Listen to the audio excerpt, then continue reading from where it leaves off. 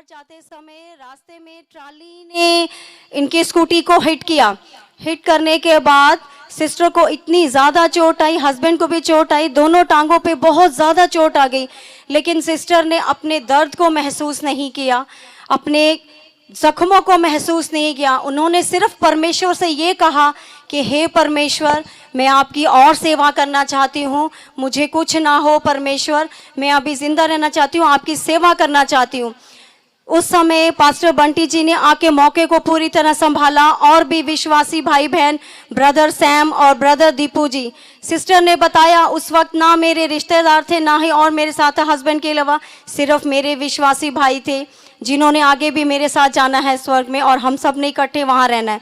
उसके बाद पास्टर बंटी जी ने पूरे मौके को संभाला, सिस्टर को हॉस्पिटल ले जाने लगे। सैम ब्रदर देखकर इतना डर गए कि उन्होंने कहा कि मैं गाड़ी नहीं चला पाऊंगा, मुझसे गाड़ी नहीं चलेगी।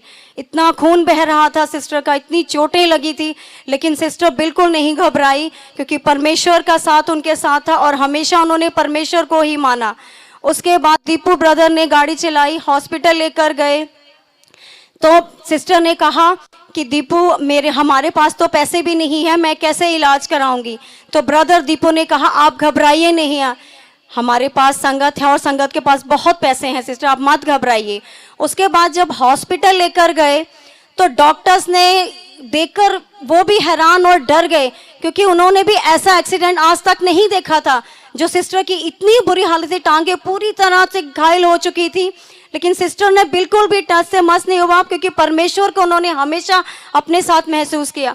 उसके बाद सिस्टर को एडमिट कर लिया गया, उनकी जो भी ज़रूरत डॉक्टरों से हो पाई उन्होंने कहा, लेकिन डॉक्टर्स ने कहा हमारे हाथ में कुछ नहीं है, सब कुछ परमेश्वर के हाथ में है। फिर डॉक्टर्स ने हस्बैंड को बताया कि 12 घंटे के बाद इन्हें होश आएगा, तो हस्बैंड भी डर गए थे। फिर उसके बाद डॉक्टर्स ने 12 घंटे का टाइम दिया था, लेकिन परमेश्वर का चमत्कार, परमेश्वर ने 1 घंटे में सिस्टर को होश ला दिया और सिस्टर 1 घंटे में होश में आ गए।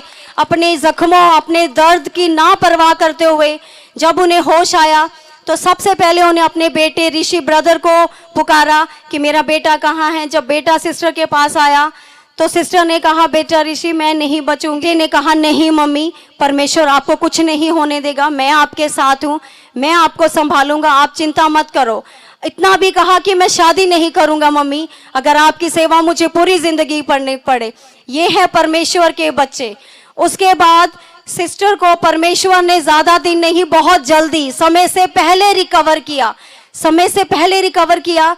लेकिन उस एक्सीडेंट में सिस्टर की एक टांग जख्मी बहुत ज़्यादा हो गई थी, जिस वजह से टांग एक निकल गई।